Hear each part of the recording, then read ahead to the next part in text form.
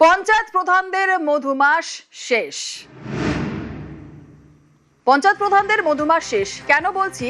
কারণ বিজেপি সরকার পঞ্চায়েত আইন বদলাচ্ছে। টাকা খরচের ক্ষমতা আর প্রধানদের হাতে নয়। চেকে পঞ্চায়েত প্রধানের আর সই নয়, চেকে সই করবেন সরকারি অফিসাররা। টাকা খরচের নির্দেশে সরকারি অফিসারের সই বাধ্যতামূলক। পঞ্চায়েত আইনে সংশোধনী আনতে আজই বিল। যেমনটা আপনাদের বলছিলাম যে বিজেপি সরকারের পঞ্চায়েত আইন বদলাচ্ছে। টাকা খরচের ক্ষমতা আর প্রধানের হাতে নয়, চেকে পঞ্চায়েত প্রধানের আর সই নয়, চেকে সই করবেন সরকারি অফিসাররা। টাকা খরচের নির্দেশে সরকারি অফিসারের সই বাধ্যতামূলক। পঞ্চায়েত আইনে সংশোধনী আনতে আজই বিল।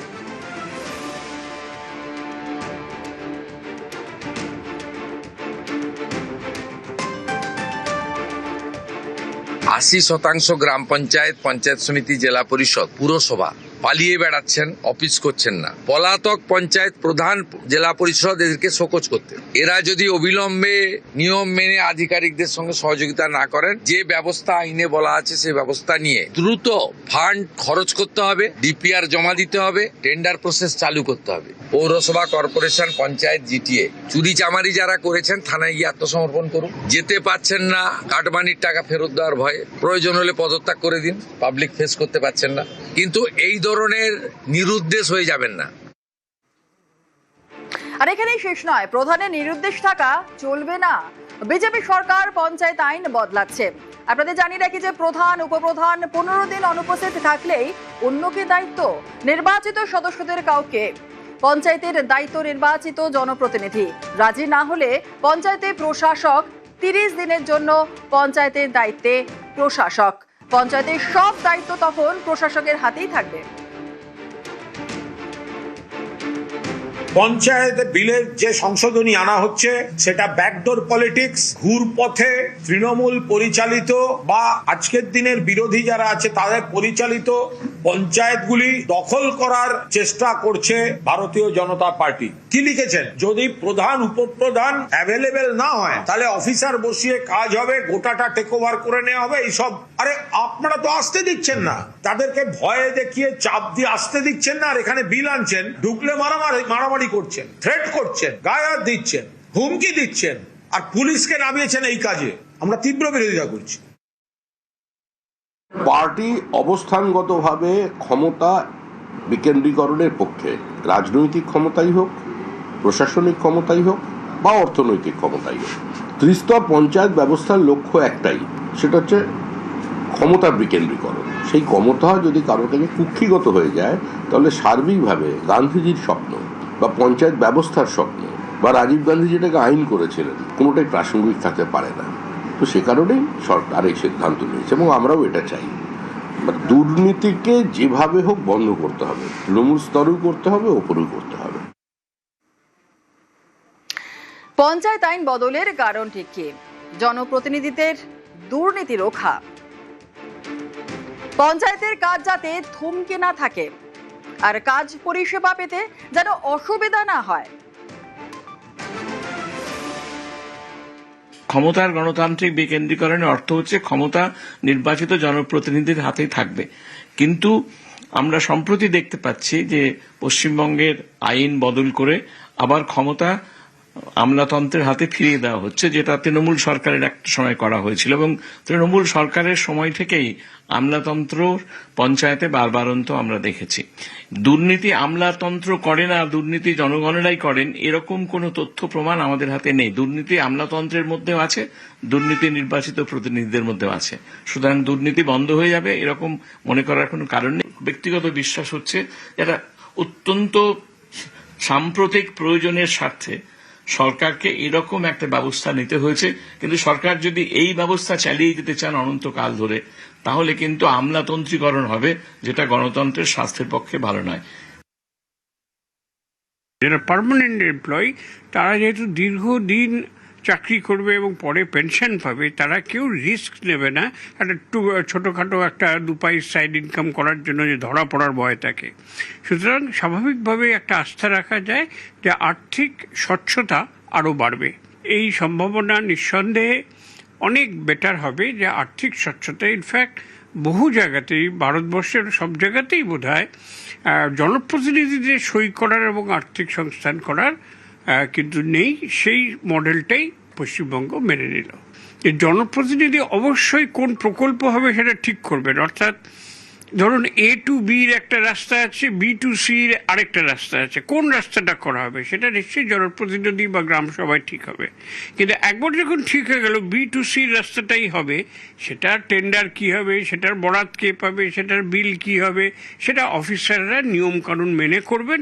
আমি বলবো খুবই ভালো হয়েছে সিস্টেমটা। রাজ্যে পঞ্চায়েতের কাজে আরো গতি আনা এবং বিভিন্ন পঞ্চায়েতগুলিতে যে ধরনের দুর্নীতির অভিযোগ জমা পড়ছে সেই সমস্ত দুর্নীতির তদন্তের পরিপ্রেক্ষিতে দাঁড়িয়ে রাজ্য সরকারের তরফ থেকে নয়া বিল আসতে চলেছে। শনিবার দিনকে রাজ্য সরকারের তরফ থেকে যে বিল পেশ হতে চলেছে সেই বিলের তারা নাম দিয়েছেন the West Bengal panchayat second amendment bill 2026 এবং ইতিমধ্যেই বিলের কপি যারা রাজ্য বিধানসভার যারা সদস্যরা রয়েছেন তাদের হাতে দিয়ে দেওয়া হয়েছে। এই বিলের ক্ষেত্রে কতগুলি বিষয় অত্যন্ত গুরুত্বপূর্ণ। বিলের একটি অংশে তারা উল্লেখ করেছেন যদি কোনো গ্রাম পঞ্চায়েতের প্রধান বা উপপ্রধান 15 দিনের বেশি অনুপস্থিত থাকেন এবং যদি কোনো সদস্য সেখানে দায়িত্ব নিতে রাজি না হন তাহলে 30 দিনের জন্য অ্যাডমিনিস্ট্রেটর সেখানে নিয়োগ করা হবে। দ্বিতীয়ত এই বিলের অপর একটি গুরুত্বপূর্ণ অধ্যায় হিসাবে উল্লেখ করা হয়েছে যে প্রধান এবং উপপ্রধানের অনুপস্থিতিতে যদি টানা 2 মাস পঞ্চায়েত নিয়ে যদি কোনো ধরনের বৈঠক না হয়ে থাকে তাহলে রাজ্য সরকারের তরফ থেকে সেখানে এক্সটেনশন অফিসার এবং এক্সিকিউটিভ অ্যাসিস্ট্যান্ট তাদেরকে দায়িত্ব দেওয়া হবে যারা পর্যবেক্ষক হিসাবে ওই পঞ্চায়েতের যে কাজ তারা সামলাবেন। গত কয়েক বছর ধরে অভিযোগ উঠেছে পঞ্চায়েতের ক্ষেত্রে আর্থিক ক্ষেত্রে নানা ধরনের দুর্নীতি হয়েছেন, যারা প্রধান উপপ্রধান বা সদস্যরা রয়েছেন তারাই গোটা ঘটনাগুলির সঙ্গে জড়িত এমন অভিযোগও ভুরি ভুরি জমা পড়েছিল এবং এরই পরিপ্রেক্ষিতে দাঁড়িয়ে নয়া বিলের ক্ষেত্রে যে আইন রাখা হচ্ছে বা সংস্থান রাখা হচ্ছে সেখানে তারা উল্লেখ করছেন যে আর্থিক ক্ষমতা সম্পর্কে গুরুত্বপূর্ণ সিদ্ধান্ত বিশেষত গ্রাম পঞ্চায়েত তহবিল থেকে অর্থ প্রদানের আদেশ যেটা থাকবে সেটা হচ্ছে এক্সিকিউটিভ অ্যাসিস্ট্যান্টদের যে স্বাক্ষর সেটা বাধ্যতামূলক করা হয়েছে। এমনকি এই বিলে উল্লেখ করা হয়েছে যে এক্সিকিউটিভ অ্যাসিস্ট্যান্ট এবং সচিব তারা যৌথভাবে স্বাক্ষর করবেন এবং প্রত্যেক মাসের যে আয় ব্যয়ের হিসেব রয়েছে সেই আয় ব্যয়ের হিসেব বিডিওর কাছে যেটা জমা পড়ে সেই দায়িত্বটাও নিতে হবে এক্সিকিউটিভ অ্যাসিস্ট্যান্টকে। রাজ্য সরকার মনে করছে বিগত কয়েক বছর ধরে পঞ্চায়েতের বিভিন্ন ক্ষেত্রে বহু ধরনের দুর্নীতি হয়েছে এবং একাধিক পঞ্চায়েতকে তারা বলছেন যে দুর্নীতির আঁতুড়ঘর হয়ে গিয়েছে। ফলে পঞ্চায়েতের কাজে যদি গতিশীল করতে হয় এবং পঞ্চায়েতকে যদি দুর্নীতি মুক্ত করতে হয় তাহলে এই নয়া আইনকে সঙ্গী করেই তাদেরকে করতে হবে এবং সে কারণেই রাজ্য সরকারের তরফ থেকেই নয়া বিল আনার সিদ্ধান্ত। ক্যামেরা অসিত দাসের সাথে আবির ঘোষাল, নিউজ 18 বাংলা, কলকাতা। রাজ্য সরকার পঞ্চায়েত আইন বদলাতে চলেছে। আদালতে কি এর বিরুদ্ধে মামলা হতে পারে? মামলা যে কেউ করতে পারে, কিন্তু রাজ্য সরকার পঞ্চায়েত আইনে যে বদলগুলি আনছে সেগুলি কি সংবিধান সম্মত? কি রয়েছে সংবিধানে? সংবিধানের অনুচ্ছেদ 243-এ পঞ্চায়েতি শাসন ব্যবস্থার বিধিগুলি লেখা রয়েছে। আমরা খুঁটিয়ে দেখেছি সেগুলি। অনুচ্ছেদ 243-এ কোথাও কোনো নির্দিষ্ট পদাধিকারীর হাতে আর্থিক ক্ষমতা দেওয়ার কথা বলা নেই। অনুচ্ছেদ 243-এ পঞ্চায়েতকে প্রতিষ্ঠান হিসেবে ক্ষমতা দেওয়া হয়েছে, কোনো ব্যক্তিকে নয়। অনুচ্ছেদ 243 সচেতনভাবেই পঞ্চায়েত গঠনের বিষয় রাজ্যের আইনের ওপর ছেড়েছে।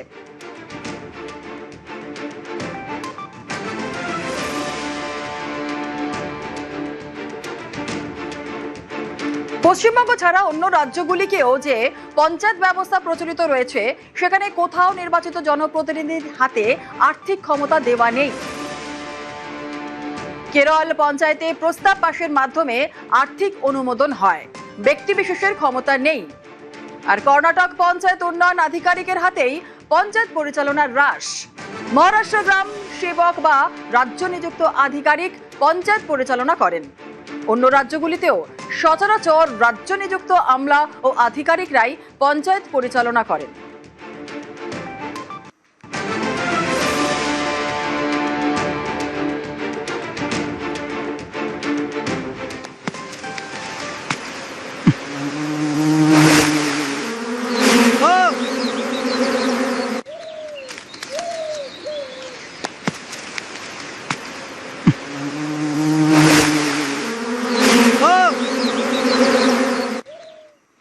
আসি পরবর্তী খবরে। আজই সেবাশ্রয় নিয়ে মুখ্যমন্ত্রী বিবৃতি। আজ বিধানসভায় বিবৃতি দেবেন মুখ্যমন্ত্রী শুভেন্দু অধিকারী। অভিষেকে সেবাশ্রয় নিয়ে ভুরি ভুরি অভিযোগ। গতকালই বিধানসভায় সেবাশ্রয় নিয়ে সরব হন বিধায়ক। সেবাশ্রয় নিয়ে সরব ফলতার বিধায়ক দেবাংশু পান্ডা। যেমনটা আপনাদের বলছিলাম যে আজ বিধানসভায় বিবৃতি দেবেন মুখ্যমন্ত্রী শুভেন্দু অধিকারী। আজ সেবাশ্রয় নিয়ে মুখ্যমন্ত্রীর বিবৃতি। বিধানসভায় বিবৃতি দেবেন মুখ্যমন্ত্রী শুভেন্দু অধিকারী। অভিষেকে সেবাশ্রয় নিয়ে ভুরি ভুরি অভিযোগ। গতকাল বিধানসভায় সেবাশ্রয় নিয়ে সরব বিধায়ক। সেবাশ্রয় নিয়ে সরব ফলতার বিধায়ক দেবাংশু পান্ডা।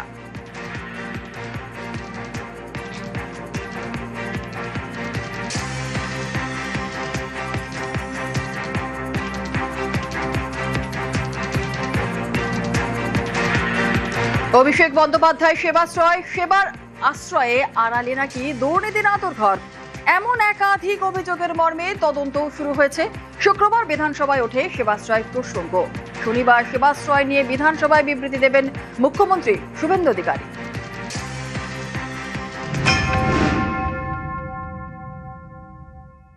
সেবাশ্রয় ক্যাম্প, খেলার মাঠ, যেটা স্কুল খেলার মাঠ, সেই মাঠে আজকের গত 8-9 মাস ধরে সেবাশ্রয় ক্যাম্প রয়েছে। মাটির নিচ থেকে সেবাশ্রয় ক্যাম্পের ওষুধ পাওয়া যাচ্ছে। যত নার্সিংহোম রয়েছে তাদের ফোর্স সৃষ্টি করে কারুর কাছে ইসিজি মেশিন, কারুর কাছ থেকে এক্সরে মেশিন সমস্ত কি নিয়ে যাওয়া হয়েছে। সব এগুলো পুলিশ তদন্তের স্বার্থে সিজ করে নিয়ে যাচ্ছে। এখন স্বাস্থ্য পরিষেবা পুরো ভেঙে পড়েছে। স্বাস্থ্য করতে গিয়ে কয়েকজন বিকলাঙ্গও হয়ে গেছে। অত্যন্ত গুরুত্বপূর্ণ অভিযোগ এই সেবাশ্রয় নিয়ে এসছে, সেটা ফলতা বা ডায়মন্ড হারবার, নন্দীগ্রাম ইত্যাদি প্রত্যেকটি ক্ষেত্রেই সেবাশ্রয়ের নিয়ে যে অভিযোগ এসছে, সেই অভিযোগ নিয়ে মাননীয় মুখ্যমন্ত্রী আগামীকাল বিধানসভার সদস্যদের সামনে তিনি একটি বিবৃতি দেবেন। সেবাশ্রয় নিয়ে আমার খুব একটা আমি স্পষ্ট ধারণা নেই, কিন্তু আমি এটুকু বুঝি যে একজন ব্যক্তিকে টার্গেট করে গোটা বিষয়টা হচ্ছে, যিনি হাউসে নেই এবং যিনি আত্মপক্ষ সমর্থনের সুযোগ পাচ্ছেন না, তাকে জবাবি ভাষণ দিতে দেওয়া হোক, আমন্ত্রণ জানানো হোক বিধানসভায়। আরে তিনি তো এমপি, লোকসভায় তো আপনাদের লোকজন আছে, ওখানে কোনো প্রশ্ন করুন না, যাতে ডায়মন্ড হারবারে এমপি উত্তর দিতে পারে। যিনি এমএলএ নন তাকে বিধানসভায় প্রশ্ন করে লাভ কি হচ্ছে, তাকে বিধানসভায় খুঁচিয়ে লাভ কি হচ্ছে? যে নেই তাকে আপনারা টার্গেট করে বিঁধবেন। দুর্নীতি হয়েছে পশ্চিমবঙ্গে, দুর্নীতি হয়েছে সাংবিধানিকভাবে রাজ্য সরকারের কেন্দ্রে। আজকের দিনে অভিষেক বন্দ্যোপাধ্যায়ের কোনো গুরুত্বপূর্ণ ব্যক্তি নন, তিনি সাংসদ, সেই মর্যাদা অবশ্যই তাকে দেবে। তিনি রেকর্ড ভোটে জিতেছেন, কিভাবে জিতেছেন সেটাও মানুষের জানা। ওনার যত বেশি চর্চা করা হবে এতে মানুষ আরো ক্ষিপ্ত হয়ে যাবে। ডায়মন্ড হারবারে সেবাশ্রয় 2025 সালে চালু হওয়া অভিষেক বন্দ্যোপাধ্যায়ের স্বাস্থ্য শিবির। দক্ষিণ 24 পরগনার ফলতাতে রয়েছে এমনই একটি ক্যাম্প। অভিযোগ, মাঠ দখল করে সেবাশ্রয়ের ক্যাম্পটি তৈরি। বিডি অফিসের যে মাঠ হরিণডাঙ্গাতে রয়েছে, সেই মাঠ দখল করে এখনো পর্যন্ত সেবাশ্রয় ট্যুর যে ক্যাম্প রয়েছে তার কাঠামো রয়েছে। আশেপাশের এলাকার যে গ্রামগুলি রয়েছে সেই গ্রামের বাসিন্দারা সকালে প্রাতঃভ্রমণে আসেন, এমনকি আশেপাশে বিভিন্ন যে স্কুল রয়েছে সেই স্কুলের যে ক্রীড়ানুষ্ঠান অর্থাৎ ক্রীড়া প্রতিযোগিতাগুলি কিন্তু এই মাঠেই অনুষ্ঠিত হয়। ক্যাম্পের কাঠামো থাকার ফলে কিন্তু সমস্তটাই বন্ধ রয়েছে। বিডিও অফিসের মাঠ, যে কোনো কাজ করতে গেলে আমরা বিডিওর কাছে পারমিশন নিই, একদম দখল করে, কোনো অনুমতি নেওয়া হয়নি, অনুমতিপত্র ওনারা দেখাতে পারবেন না। তৃণমূল সরকার থেকে সেবাশ্রয় 2 নম্বরে একটা ক্যাম্প করেছিল, দেখা যাচ্ছে এই সেবাশ্রয় থেকে মানুষের সুবিধা থেকে অসুবিধা হয়েছে। মাঠটাতে একদম আগাছা হয়ে অব্যবস্থা হয়ে আছে। সেবাশ্রয় নিয়ে অভিযোগের তালিকা দীর্ঘ। চিকিৎসক নন এমন ব্যক্তিও চিকিৎসা করেছেন সেবাশ্রয়। হোমিওপ্যাথি পড়ুয়াদের দিয়ে চিকিৎসা করানো হয়েছে। কাজ করিয়ে একাধিক ডাক্তারকে টাকা দেওয়া হয়নি। দক্ষিণ 24 পরগনায় মাটি খুঁড়ে কোটি টাকার ওষুধ মিলেছে। সেই ওষুধ সেবাশ্রয়ের জন্য কেনা হয়েছিল। সরকারি হাসপাতাল থেকে চিকিৎসার মেশিন সেবাশ্রয়ে নিয়ে যাওয়ার অভিযোগ। সেবাশ্রয় ক্যাম্পে আর্থিক অনিয়মের অভিযোগ। আমি সেবাশ্রয়ের সঙ্গে যুক্ত ছিলাম কিছুদিন। যন্ত্রাংশ ম্যাক্সিমাম সিএমওইচ বা এসডিও বা ডিএম অফিস থেকে অর্ডার করে বিভিন্ন সরকারি হাসপাতাল থেকে আনা হতো ম্যাক্সিমামটা, এবং কিছু কিছু জায়গায় লোকাল প্রাইভেট নার্সিংহোমকে হয়তো বলে বা জোর করে বা সিএমওইচ কে দিয়ে বলিয়ে বাধ্য করতো আনতে। সেখানে কি কমিশন থাকতো এদের কারো? অবশ্যই, হয়তো তদন্তের বিষয় এটা। সেবাশ্রয়ে ভুল চিকিৎসার জেরে একজনের পা বাদ গিয়েছে বলেও অভিযোগ। এ নিয়ে মহেশতলার রবীন্দ্রনগর থানায় অভিষেক বন্দ্যোপাধ্যায় সহ বেশ কয়েকজনের বিরুদ্ধে অভিযোগ দায়ের করা হয়েছে।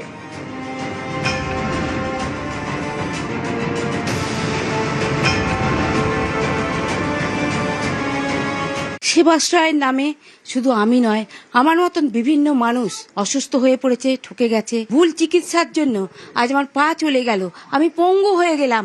তিনি যেন আমার বিষয় যেন সুবিচার করেন, আমি তার কাছে এই প্রার্থনা করি। আমাদের জীবনটা পুরো শেষ হয়ে গেছে সেবাশ্রয় ক্যাম্পে কি। ডক্টর শান্তনু সেনকে আর অভিষেক ব্যানার্জিকেই আমি এর জন্য দায়ী করব। আজকের এই যে একটা তার শোল্ডার থেকে হাত নেই, সে সারা জীবন কিভাবে থাকবে বলুন তো। সেবাশ্রয় নিয়ে আগেই তদন্ত শুরু করেছে স্বাস্থ্য দপ্তর, এবার তদন্ত শুরু করলো রাজ্য মেডিকেল কাউন্সিলও।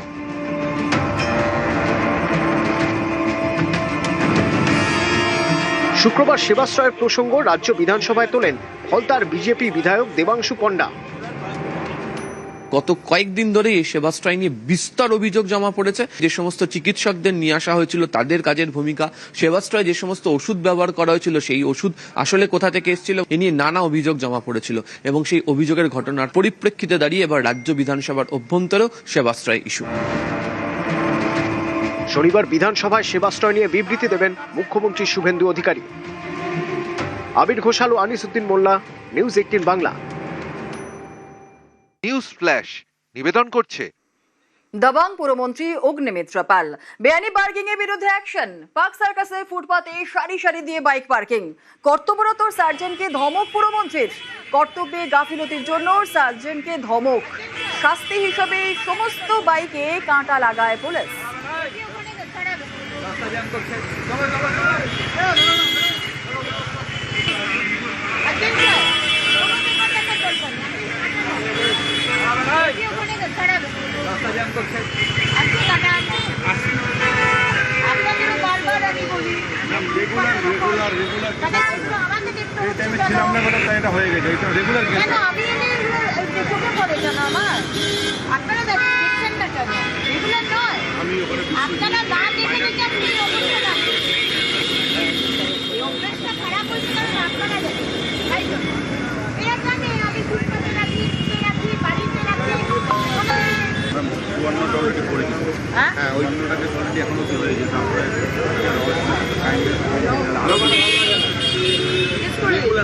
কত টাকার কেস হয়? কত টাকা? 550 টাকা নিয়ে ফুটপাতে রাখার সময় মনে থাকবে যে ফুটপাতে মানুষের চলার জন্য তোমাদের গাড়ি রাখার জন্য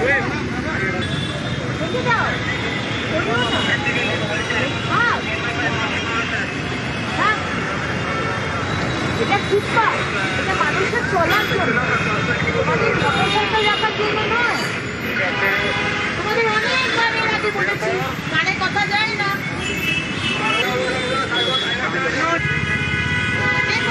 কে করেছে?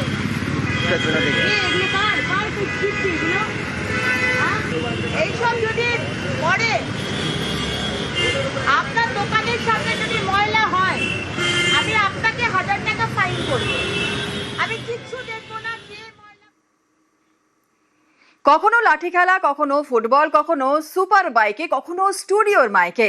দিলীপ ঘোষ মানে যেন রাজনীতির চেনা গণ্ডিতে অচেনা মেজাজ। আর এবার গান গাইলেন ঝালমুড়ির গান। সমাজ মাধ্যমে প্রকাশিত হলো রাজ্যের মন্ত্রী ও বিজেপি নেতার প্রথম অ্যালবাম ঝালমুড়ি। আজ ইকো পার্কে মর্নিং ওয়াকে থেকেই অ্যালবামের উদ্বোধন।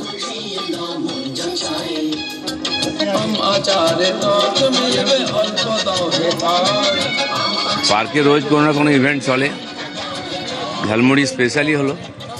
ঝালমুড়ির উপরে গান হয়েছে, সেটা রিলিজ হলো ভিডিও অডিও। সে উপলক্ষে বিশেষভাবে ঝালমুড়ি খাওয়া হলো আজকে। যে গান লেখে সে গান লিখেছে, সে ঠিক করেছে আমি গাওয়া উচিত, আমাকে দিয়ে গাইয়েছে। আমি চেষ্টা করছি গায়ক হওয়ার। মাননীয় প্রধানমন্ত্রী পশ্চিমবাংলায় এসে ঝালমুড়ি খেয়ে গেলেন, এত পপুলার হয়ে গেছে। তো যেটা পপুলার হয় সেটা সব জায়গায় তাকে নিয়ে অনেক কিছুই হয়। তো ঝালমুড়ি পপুলার হয়েছে, ইলেকশনে ইস্যু হয়ে গেছে, সেই নিয়ে একটা গান হওয়ার দরকার ছিল, সেটাও হলো। আমাদের ঝালমুড়ি, মন ভরে খান ঝালমুড়ি।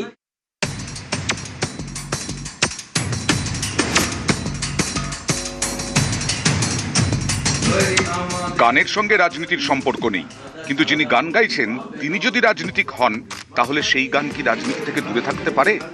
বিশেষ করে গায়কের নাম যদি হয় দিলীপ ঘোষ। আর গান যদি হয় ঝালমুড়ি। উনুনে চালকে গরম বালিতে যাই না নাড়া নাড়ি, সাদা সাদা মুড়ি পাবে সৌর মোটা মুড়ি। উনুনের চালকে গরম বালিতে যেই না নাড়ানাড়ি, সাদা সাদা মুড়ি পাবে সরু মোটা মুড়ি। এই হলো গানের লাইন, কথা ও সুর লোকেশ গিরি, গাইছেন দিলীপ ঘোষ।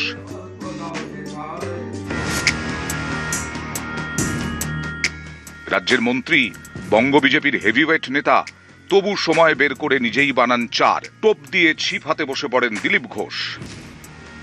সবার প্রিয় দিলীপদা কখনো দু হাতে ঘোরান গদা, কখনো লাঠি নিয়ে জমিয়ে দেন ময়দান, কখনো জোরে শট, ফুটবল জড়িয়ে যায় জালে।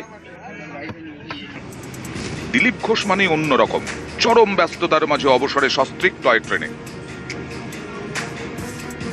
দিলীপ ঘোষ মানেই সুপার বাইকে ধুম মচালে। কখনো ডাবের জল খেতে খেতে চলে যান স্টুডিওয়ে গানের রেকর্ডিং এ। গান ভালোবেসে গান, দিলীপের দাবি এ গানে শুধু মন নয় শরীরও ভালো হয়ে যাবে। এত লোক গান করছে, আমি এটা করতে পারি না? আর খুব একটা খারাপ গান করিনি। মমতা ব্যানার্জি কবিতা শুনে যাদের শরীর খারাপ হয়েছিল, আমার গান শুনলে শরীর ভালো হয়ে যাবে। গান গাইছেন তা ভালো, কিন্তু ঝালমুড়ি কেন? 26শে ভোটের বাংলায় ঝড় তুলেছিল ঝালমুড়ি। প্রচারে বেরিয়ে ঝাড়গ্রামে ঝালমুড়ি খান প্রধানমন্ত্রী।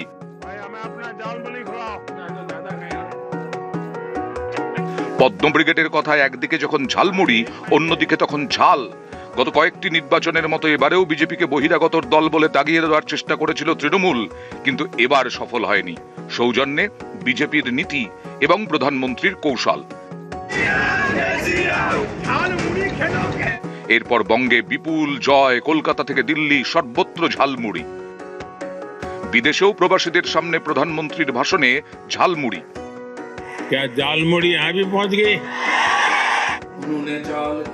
এবার রাজ্যের পঞ্চায়েত মন্ত্রীর গানেও ঝালমুড়ি। নিউজ 18 বাংলা। জিভে জল আনে ঝালমুড়ি।